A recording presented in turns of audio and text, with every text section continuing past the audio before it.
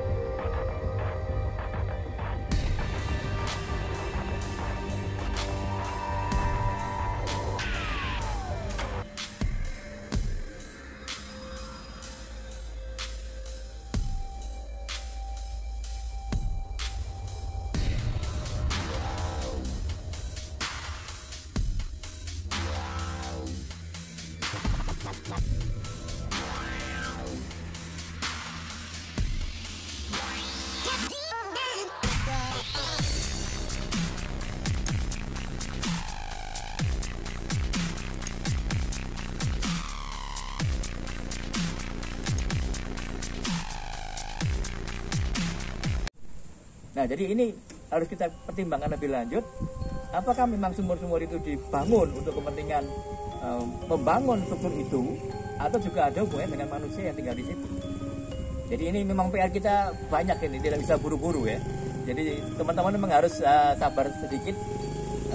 Tim harus bekerja pelan-pelan supaya narasi yang terbangun itu nanti memang benar-benar membuat pencerahan ya, tidak menimbulkan kebingungan. Karena kalau kita tidak hati-hati, ya akan simpang siur. Pendarmaan masa jembatan. Ya, itu pun juga harus kita kaji. Karena apa? Batu-batu andesit yang ada di sana, yang dekat dengan sektor ABC dan dekat makam itu, kondisinya masih banyak yang belum selesai. Jadi nirtuntas ya, belum selesai, masih berupa mal ya, mal. Hanya ada beberapa yang sudah dibuat pelipitnya. Nah, ini kita juga masih belum bisa pastikan apakah itu memang dulu sudah pernah dibangun, sudah berdiri, atau masih akan dibangun, atau bagaimana. Serba kekurangan data kita. Apalagi kalau bicara dalam konteks pendarmaan untuk seorang bangsawan besar, itu kan tidak main-main kan, itu mesti sesuatu dijalankan dengan sangat baik kan gitu. Jadi bisa dikatakan kalau itu sementara ini bukan istana Pak, berarti situs kumitir. Bagaimana?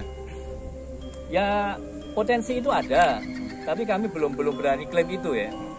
Tapi kita akan tunggu nanti data berikutnya. Kalau memang ada data yang mengarah pada pemukiman di mana orang tinggal di situ, ya mungkin narasinya akan semakin kuat di sana ya. Tapi melihat, nah ini misalnya melihat masifnya dinding keliling dengan luasan yang begitu, itu memang hanya orang yang powerful yang bisa melakukannya, tidak orang biasa. Bahkan kita juga masih punya PR untuk pertanggalan dari situs itu. Apakah kita akan tetapkan pertanggalannya dari masa Majapahit atau bahkan sebelumnya? Karena kalau bicara Mahesa Campaka, dia kan orang dari masa Tumapel atau masa Singasari. Pertanyaannya, dia meninggal pada saat Majapahit sudah berdiri atau belum? Kalau dia meninggal ketika Majapahit belum berdiri, artinya bangunan itu ya. Nah, itu kita akan nanti sinkronkan data itu, harus hati-hati. Nah, ini penting karena untuk membangun kumitir, apalagi di zaman yang dulu 8 abad yang lampau itu kan tentu membutuhkan energi yang sangat luar biasa itu, dan tidak mungkin dikerjakan dalam waktu hanya beberapa bulan gitu. Bayangkan, dindingnya 300 meter lebih panjangnya, lebarnya 200 meter, dan bagian barat tebal dindingnya 2 meter itu. Berapa ribu kubik bata yang dibutuhkan. Nah, kita bisa bayangkan effort yang harus dikeluarkan untuk baru itu loh, belum bagian dalamnya, kita belum ngomong dalamnya. baru dindingnya saja. Nah, artinya apa? Apakah itu memang sudah tersedia pada waktu Majapahit atau sudah dimulai sebelumnya? Kita tidak tahu. Makanya kita butuh kajian pelan-pelan, data yang ada kita kumpulkan, dan sejauh mana kita mampu membuat pertanggalan yang lebih mendekati kebenaran. Pak, kalau sesuai naskah kuno, paleografinya. Jadi menurut saya sih masih ada kemungkinan itu maksudnya sama sebenarnya. Ya Kumitir sendiri kemungkinan besar. Karena memang Pararaton ditulis sudah lebih dari 2 abad dari peristiwa-peristiwa yang terjadi. Gitu. Jadi itu soalnya adalah distorsi informasi itu. Saya sempat baca itu ada Kumeper, Pak. Terus akhirnya Kumitir. Itu seperti apa, Pak? Kalau Kumeper atau Kumeper itu dimuatnya di Pararaton. Pararaton. Ya, saya sudah pernah sampaikan di sebuah diskusi bahwa 2 data tekstual itu berasal dari periode yang tidak sama. Kalau Negara Kertagama atau Desa Warnana, nama aslinya itu kan ditulis oleh orang dari lingkungan keraton. Jadi sangat mungkin sumber datanya memang lebih valid, lebih sahih gitu. Paleografinya. Jadi menurut saya sih masih ada kemungkinan itu maksudnya sama sebenarnya. Ya Kumitir sendiri kemungkinan besar. Karena memang Pararaton ditulis sudah lebih dari 2 abad dari peristiwa-peristiwa yang terjadi gitu. Jadi itu soalnya adalah distorsi informasi itu. Penemuan batu bata berukir tulisan kuno yang memperkuat hipotesa fungsi bangunan Kumitir. Ini merupakan tempat suci keagamaan era Majapahit. Fragmen batu bata dengan tulisan kuno itu ditemukan di sektor A pada hari ke-27 ekskavasi.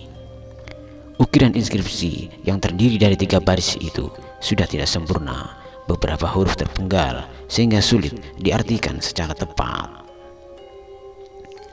Namun para ahli prasasti dan tulisan kuno, Bapak Ismail Lutfi berhasil menerjemahkan secara prediktif berdasarkan metode keilmuannya. Artinya, baris pertama itu bertuliskan aksara Jawa kuno menunjukkan kata rabut atau sebutan untuk tempat suci era kerajaan. Kemudian di bawahnya ada kata da dan ya diikuti garis miring. Bawahnya melengkung ke atas merupakan pasangan untuk kata yang, artinya bisa kata danyang. Kemudian pada baris terakhir, Bapak Lutfi menjelaskan tulisan Jawa kuno itu sebagai kata purbaya. Ia memperkirakan kata itu menunjukkan nama orang yang menjadi saksi atau ikut dalam peristiwa sejarah di situs Kumitir terdahulu. Secara keseluruhan inskripsi ini bisa diartikan tempat suci yang berkaitan dengan tokoh danyang itu dan disaksikan oleh purbaya. Itu adalah papar dari Bapak Epigrafi dari Universitas Negeri Malang UM, Bapak Ismail Lutfi. Gaya tulisan pada fragmen batu bata itu berasal dari era Majapahit. Ia menebaskan setiap masa dinasti kerajaan memiliki model penulisan atau paleografi yang berbeda.